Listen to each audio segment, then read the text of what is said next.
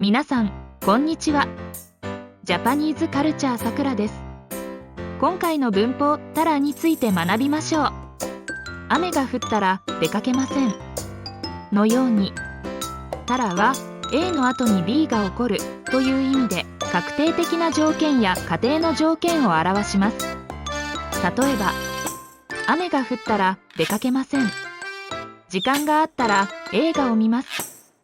安かったらこの服を買います。このように話し言葉でよく使われています。そのため書き言葉ではありません。また疑問詞でも使えますよ。いつ言ったらいいですか？誰に聞いたらわかりますか？などがあります。では皆さんも自分の例文を作ってみましょう。